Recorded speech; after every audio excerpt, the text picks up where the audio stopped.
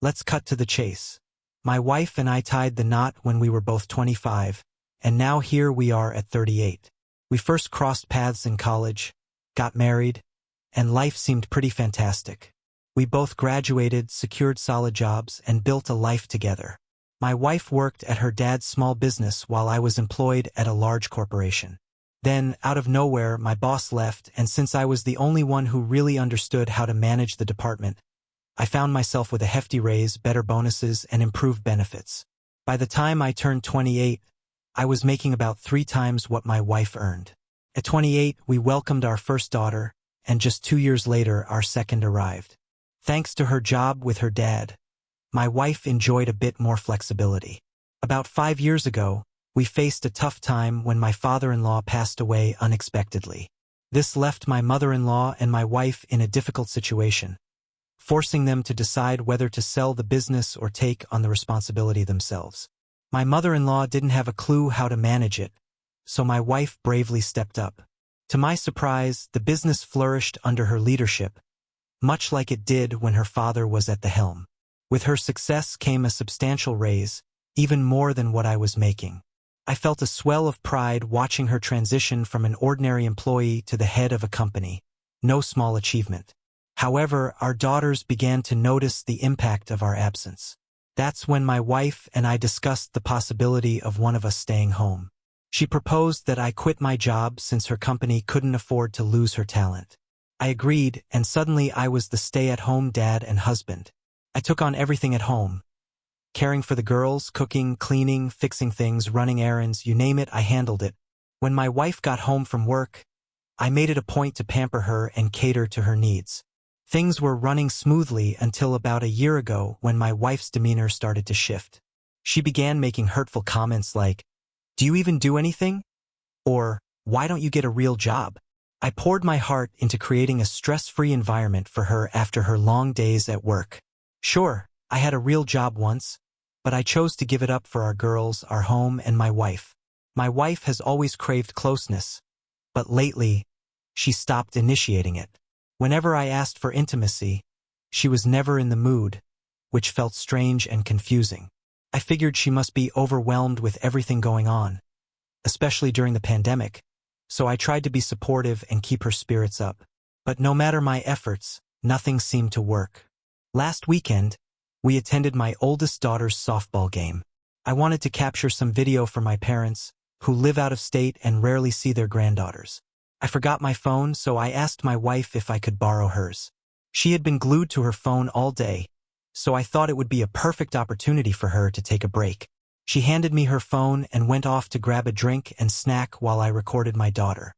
While I was filming, a notification popped up on an app, and curiosity got the better of me, so I took a look. What I discovered was beyond belief. There was a guy at my wife's workplace, 8 years my junior, and they had been exchanging explicit texts, videos, and photos.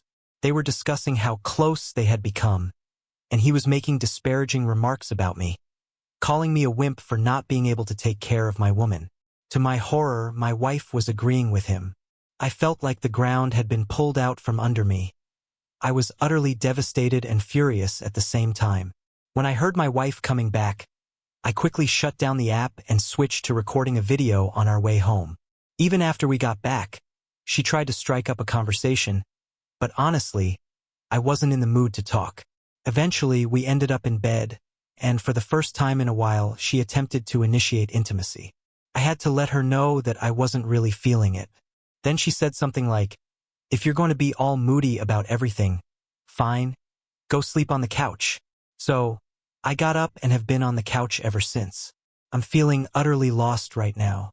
I don't even know how to navigate this situation. My wife has always meant everything to me, and my daughters are my entire world. As for my current situation, first off, I've collected all the texts, pictures, and videos as evidence. Secondly, I don't own any part of the business. It's split 50-50 between my wife and my mother-in-law. Thirdly, I can't stand the thought of sleeping in the same bed anymore, so I've been crashing in the guest bedroom each night, and that's where I plan to stay for now. Now, about my decision. I've made up my mind to divorce her.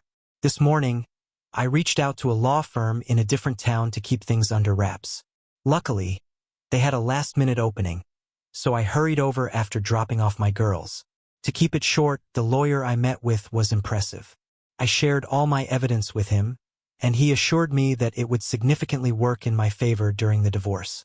Since I left my job to raise our daughters and she's rarely home, having an affair and prioritizing that other guy over us, she's going to face serious consequences. The lawyer said we'd secure child support and alimony, and I'd keep the house, which she would have to pay for as long as the girls are living there. He also mentioned that we might be able to get additional financial support because I'm viewed as less viable in the job market now. This extra money could help me further my education and find a job later on. Some of you were right. He advised me not to take a job until after the divorce is finalized. Apparently, being employed could jeopardize a lot in the settlement. He then asked if I wanted full custody of the kids. I told him that while I didn't mind my wife spending time with them on weekends occasionally, I preferred to have mostly full custody. The lawyer explained that given her affair in our home, I have a strong case for full custody. Bringing a stranger into the house put our girls at risk, and it paints her in a bad light. So, I'm going for full custody, allowing her only weekends once or maybe twice a month. No man will be allowed around my daughters, and if I find out that there is, she'll face repercussions from me. He suggested we keep quiet until all the legal documents are ready, at which point he'll arrange for someone to serve her the divorce papers along with an order to leave the house. He anticipates wrapping everything up sometime next week. The lawyer advised me to keep quiet for now, even though it's difficult and I'm filled with anger.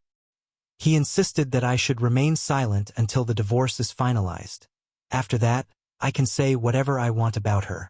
Until then, I'm supposed to keep my mouth shut. He wants me to act as if everything is normal. No fights, no issues, sleeping in separate beds, and absolutely no intimacy. I agreed, but I couldn't help but ask why. He urged me to trust him, to follow his advice without question. I just got home and am preparing for dinner, trying my best to act as if everything is okay until she gets served next week. I can only make 2 updates here, so if anyone's interested, more details will be on my page. Quick edit. The lawyer recommended that I get an STD test and a DNA test for my girls. When I asked why, he mentioned that incidents like this are quite rare and that it might not be the first time something like this has happened. Hearing that terrified me. Update. I've been feeling pretty low lately, and things have been rough. Just to clarify, I've discussed these posts with my lawyer. I didn't go into too much detail, but they said it's fine to share as long as I keep things brief and avoid giving away too much. So, for this quick update, let's start with the test results. I got tested for STDs and thankfully, everything came back clear. I had no diseases. That's not too surprising, considering I haven't had any intimacy with her in the past year. Now, about the paternity test for my 2 girls. Regardless of the outcome, I'll always be their dad. I'm thrilled to say that I am indeed their biological father. I've never felt so relieved to have that certainty, even though I never thought I'd have to question it. As for what's happened with my soon-to-be ex, she's no longer living here, and I've been granted full temporary custody of my girls. I'll share more specific details later, but for now, she's out of the house. My lawyer managed the legal process of having her removed, and let's just say it wasn't a pleasant situation. I'll save those details for another time. She was served with the divorce papers at her workplace, and from what I've heard, it didn't go well. Again, I'll fill you in on more details later. My girls are aware of what's happening. My oldest knows we're separating. One of her friends has parents who went through something similar, so she's seen the fallout and doesn't want us to split up. She's been crying and asking me to let mommy come home, and it's heartbreaking. I plan to arrange for them to see a child therapist, as advised by my lawyer, to help them navigate this situation. My youngest just wants her mommy back and misses her dearly. It's breaking my heart, and I feel like a terrible father right now. I worry they might end up resenting me because of this. Sometimes I even wonder if I should just let their mother cheat on me to keep the family together and make my girls happy. But I can't bring myself to go down that road. Another thought has crossed my mind about considering an open relationship and waiting until the girls are older, but that's just not something I can accept. I know the girls would pick up on the tension and wouldn't like the idea that their mom and dad don't love each other anymore. As for my ex, she's currently staying with her mother. My mother-in-law reached out and asked to meet with me, and I agreed to it. She didn't delve into details but pleaded with me not to take her granddaughters away from her. I reassured her that she's a wonderful grandmother, and as long as she can separate her daughter's issues from her relationship with the girls, she can still be a part of their lives. She expressed her gratitude, and that was the end of that. My ex has been trying to reach me, calling and texting, wanting to talk about us. Under my lawyer's guidance, we've established a trackable communication method that's strictly limited to discussions about the girls. Nothing more, nothing less. So that's the current state of affairs. Hey everyone, I wanted to share a quick update on what's been happening. First off, I spent Thanksgiving with my soon-to-be ex and my mother-in-law. I did it solely for the sake of my girls, making sure my lawyer was aware that this was about them, not about rekindling anything. We sorted that out before the holiday. I had a meeting with my mother-in-law, and we had a pretty open discussion about how we'll handle things with my daughters after the divorce. During our talk, she shared some insights about my soon-to-be ex. Turns out she was cheated on by her high school boyfriend. I had no idea she even dated someone back then. This guy came from a family that had warned her to stay away from him. One night, my soon-to-be ex caught him getting close with another girl, which left my mother-in-law in shock. My soon-to-be ex had a couple of boyfriends during college, but my mother-in-law always knew those relationships wouldn't last. She told me that the moment she met me, she felt like she'd found the perfect son-in-law. She genuinely regrets her daughter's behavior and promised to make sure it doesn't cause any problems during the divorce.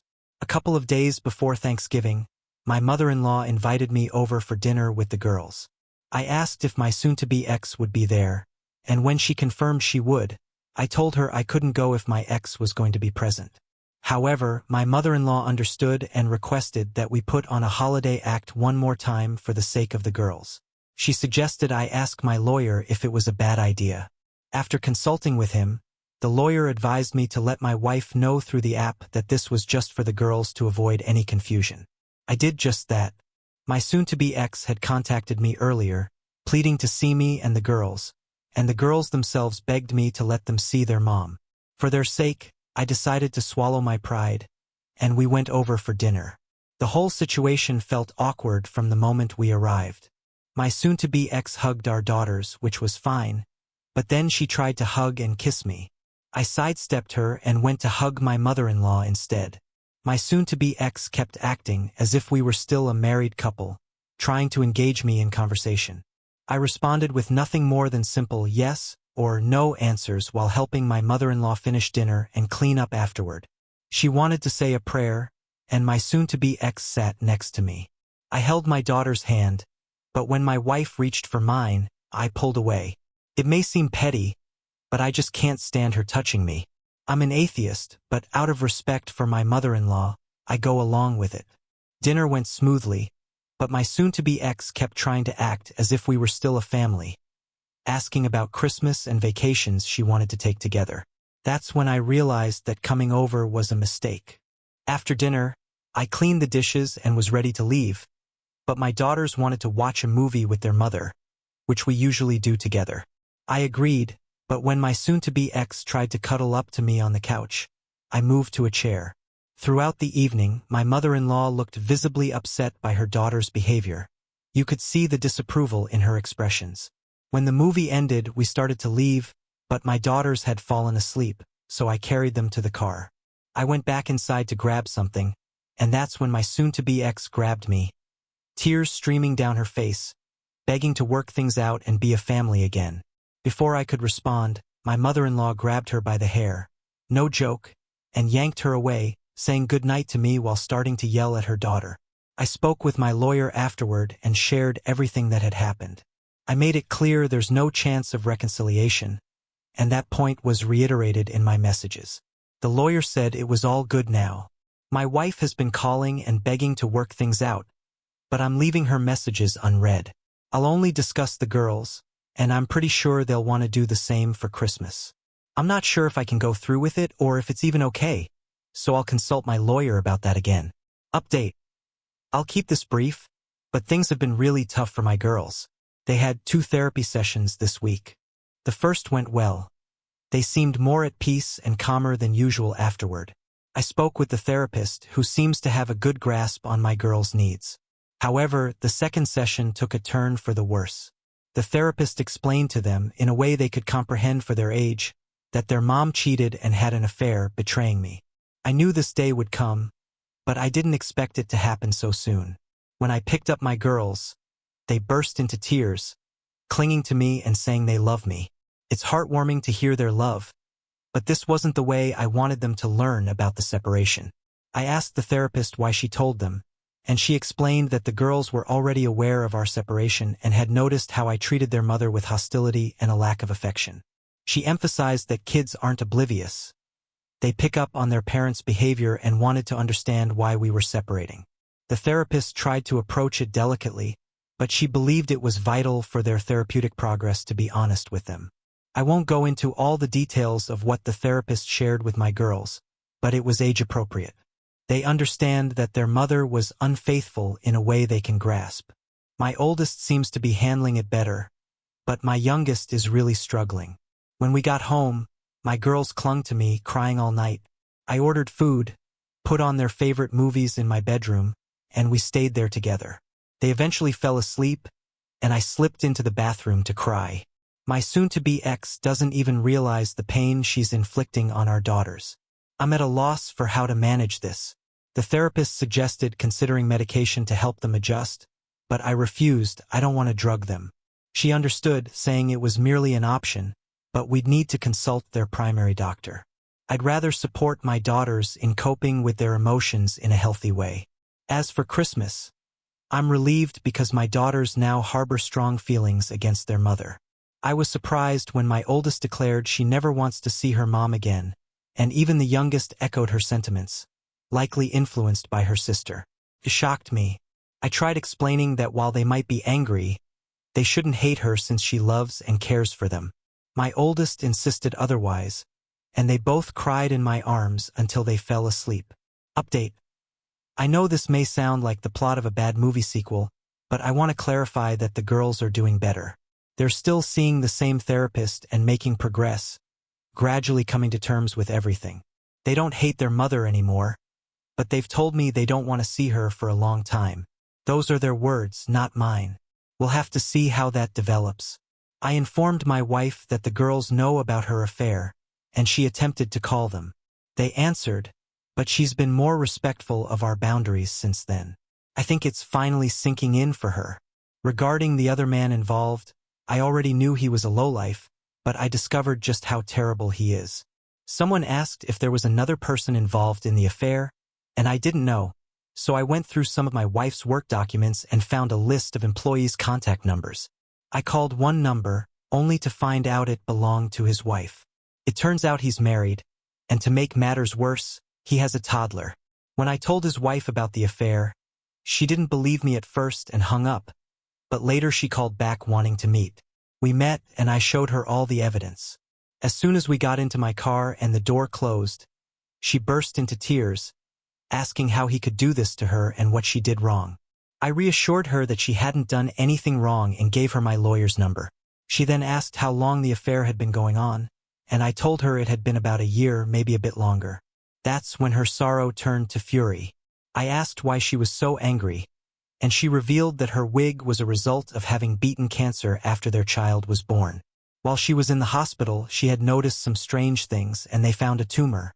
Over the past year and a half, she had been through a lot. 2 surgeries, chemotherapy, and ongoing medication had taken their toll. Despite everything, she looked good, which surprised me. She told me she had beaten the disease and was feeling better now, but she and her husband hadn't been intimate for about 2 years. During her pregnancy and cancer treatment, it had been impossible. She got very sick while pregnant, and the illness took a heavy toll on her. After starting to feel better, she struggled with her self-image. The medication caused weight gain, and losing her hair made her feel less attractive. She had hoped to surprise her husband with intimacy, feeling ready for it, but that plan crumbled upon learning of his affair. She cried about the prospect of her child growing up in a broken home, and I tried to console her. When she attempted to get closer, I declined, explaining that she wasn't in the right state of mind and that it wouldn't be healthy for either of us. She thanked me for my honesty. Later, she asked for the evidence, and I handed it over before she went home. We've exchanged a few texts since then, both navigating this difficult situation together. So, a thank you to those who suggested reaching out to the other betrayed spouse. It's been a helpful connection. Update 2. Hey everyone. I just wanted to share how Christmas went with the other betrayed spouse. All things considered, it turned out really nice. I set up a bunch of presents from Santa for the girls, knowing this might be the last year my oldest believes in Santa, so I wanted to make it special. I laid out the gifts early in the morning while it was still dark, and within 15 minutes of waking up, the girls were buzzing with excitement, declaring that Santa had come. I dragged myself out of bed, and they tore into their presents, joy lighting up their faces. Afterward, we snuggled up on the couch to watch a movie, and they eventually fell asleep next to me. I got up to make some coffee, and when my youngest woke up, she said she was hungry, so I let her help me make breakfast while wearing an apron. My oldest woke up too, and we enjoyed a good meal together. They played with their presents, and it filled me with happiness. Later that evening, I helped them get ready to see their mother and grandmother. Normally, I'm stricter about getting them ready, but given everything going on, I admit I've been more lenient. They expressed their reluctance to see their mom, so I reminded them that she loves them. My therapist had advised me to encourage their relationship for their healthy development, or else my wife could use it against me in court, claiming I was isolating them. The therapist reassured me that the girls could choose to have a relationship with their mother when they were older. My wife was aware of the therapist's involvement, and they had talked. The therapist made it clear that my wife betrayed me and that the girls clearly favored me. She would need to earn their trust and love back. I urged them not to punish Grandma for their mother's actions and encouraged them to go see her. They agreed. I took the girls to their grandmother's house, and everything went smoothly. Once I arrived, I called my mother-in-law, who came out to gather the girls' things for their overnight stay. I confirmed with my lawyer that this arrangement was fine, as long as it didn't become a regular occurrence. Before leaving, I made sure the girls knew they could call me anytime if they wanted to come back home. I'd be there for them. As I was driving away, my soon-to-be ex-wife stepped outside. I couldn't quite hear their conversation, but my mother-in-law's stern expression suggested she was saying something serious. My ex looked at me with teary eyes and waved as I drove off. I had left food warm in the oven for the other betrayed spouse, and she eventually arrived without her toddler. When I asked where they were, she explained that her in-laws wanted to spend Christmas with them, along with the toddler's father. She'd arranged everything through our lawyers, so it was all good.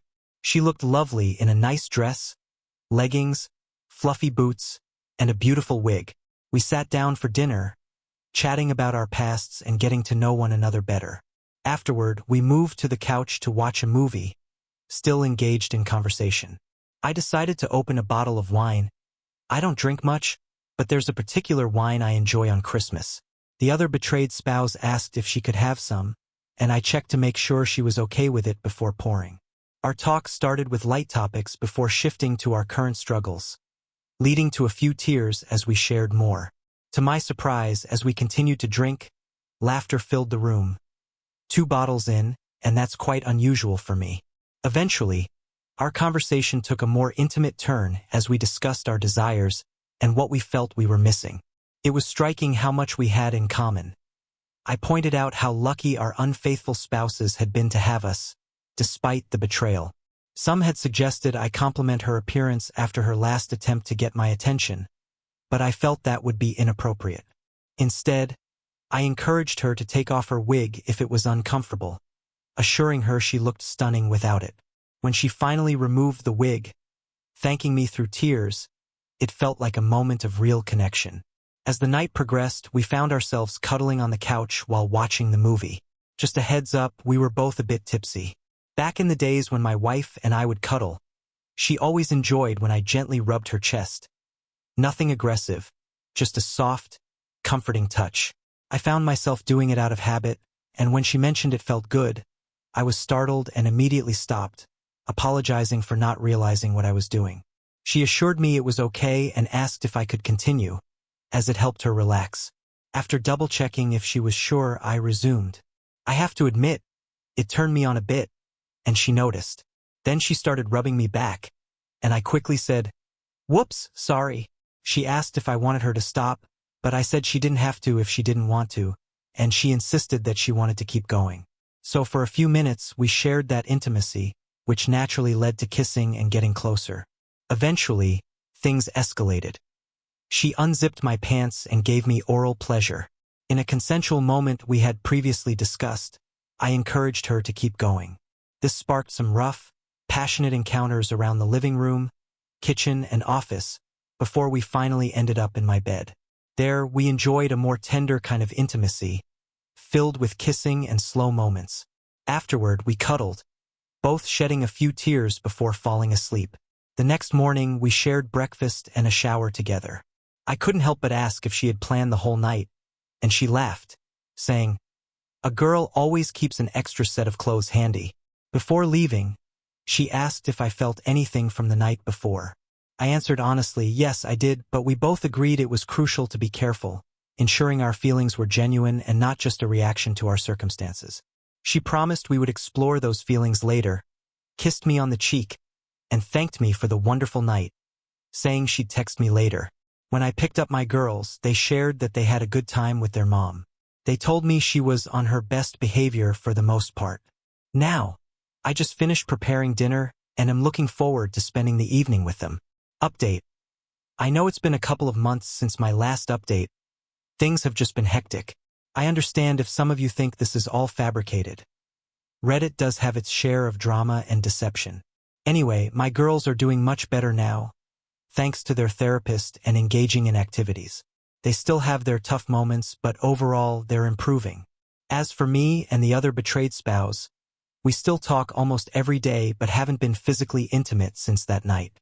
We did meet up once afterward, and both agreed that while we didn't regret what happened, it shouldn't have occurred at all. Now, about my soon-to-be ex. For a few weeks after Christmas, she kept trying hard to engage me in conversation, but that has mostly subsided. She's retained a lawyer and mine is aware of it. Our meetings will be happening soon, and she's finally grasped that I'm truly done and there's no changing my mind. While she still calls and texts occasionally, trying to persuade me to reconsider, I just leave her messages unread. Regarding the other betrayed spouse's ex, he's actually been arrested. I won't go into too much detail right now, but apparently, he confronted my soon-to-be ex at her workplace, leading to a heated argument. She threatened to call the cops, and then he physically assaulted her. The other employees at the workplace intervened and subdued him until the police arrived to arrest him. My soon-to-be ex is pressing charges against him, although I'm not sure if he'll seek a lawyer regarding their affair. I haven't heard anything about that yet. My mother-in-law shared this information with me and mentioned that I could visit my wife if I wanted to. Apparently, he gave her a black eye and busted her lip, but my mother-in-law believes it's karma catching up with her. I haven't seen my wife since the incident, nor have the girls, and unless something drastic happens, you probably won't hear from me until after our first meeting with the lawyers. Hey everyone, just a quick update on everything. A lot has been happening, and life can get pretty hectic, but I'll do my best to summarize. First, let's talk about my girls. They were making good progress and seemed to be doing better, but as the divorce date approaches and they realize we're actually going our separate ways, they've started to struggle. Their therapist says they've accepted the situation, but they had hoped we might somehow reconcile. The reality of the divorce is hitting them hard. My youngest is coping fairly well, but I'm genuinely worried about my oldest. She's feeling really down, which is concerning. I'm following the therapist's advice and taking all necessary steps to help her, but the therapist has suggested medication, and I'm hesitant about that. Still, it may reach a point where medication is the only option for my oldest. She's usually healthy, but I've noticed some of her clothes fitting poorly, and I think she's eating less. Her doctor and I have discussed adding nutritious options to her meals to help her gain weight. I really hope we can figure this out because it's starting to worry me. I feel like I'm failing as a father since I never wanted my daughter to go through this. If you're religious, I'd appreciate your prayers for my daughters. On another note, The other betrayed spouse and I are still in contact daily. We're getting along well and things are becoming easier, but she has some bad news. My soon-to-be ex's lover has skipped town. I'm not surprised. He left shortly after being bailed out for assaulting her. It turns out my ex was the last person to have contact with him. My suspicions were right. She was planning to press charges, but he threatened to sue her, claiming she used her influence to start the affair. In the end, she dropped the charges, and he chose not to pursue the lawsuit and just vanished. No one knows where he went, and his parents claim they have no idea. Do I believe them? Not really, but I have no proof otherwise. Now, about our meeting with the lawyers, it was surprisingly drama-free. My lawyer presented my demands, especially pushing for full custody following the incident with her lover. However, her lawyer seemed to ignore everything and insisted that we should reconcile for the sake of the children. My lawyer laughed it off and made it clear that reconciliation was not an option, reminding him of all the issues and what she did. Despite this, he continued to advocate for reconciliation, but my lawyer simply said, "Very well, we'll see you in court." 2 weeks later, my lawyer called with some good news. My soon-to-be ex agreed to most of the terms, except for having the girls every weekend. Instead, it would be 2 weekends a month and alternating holidays. Initially, she wanted all weekends, but my lawyer managed to negotiate that down. I agreed to the terms because she is still their mother, and I hope she has learned to prioritize our girls after everything that's happened. It's hard to see her like this. My soon-to-be ex looks terrible, almost anorexic, like she's aged 10 years, and I think she's even losing her hair. Even though my feelings have changed, she is still the mother of my daughters. I asked my mother-in-law to help her out, but she initially said it was her punishment. I insisted that she's still her daughter and the mother of my granddaughters, and she needs support and help. So, my mother-in-law is working with her to get her back on track. My soon-to-be ex left me a note asking to meet in person, in public, one last time before the divorce to talk things through. I agreed, and we're meeting sometime next week. The meeting will be recorded and held in a public place.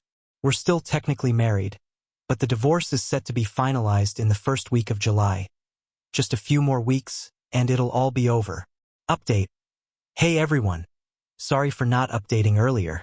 Life has been pretty busy, especially with 2 active young girls during the summer. Let me cover a few quick points before discussing my soon-to-be ex and our meeting. Despite my reservations, we decided to put my oldest daughter on medication for a while. I discussed it with her primary doctor, therapist, and my soon-to-be ex. She'll be on the lowest dosage possible, and once things stabilize, we'll gradually reduce the medication. My youngest daughter seems to be adjusting well with no major issues. She does wish we could live together again, but she understands why we can't. She's quite smart for her age. As for the other betrayed spouse's ex, he has completely vanished. No one knows where he went, and the other betrayed spouse and I still talk every day.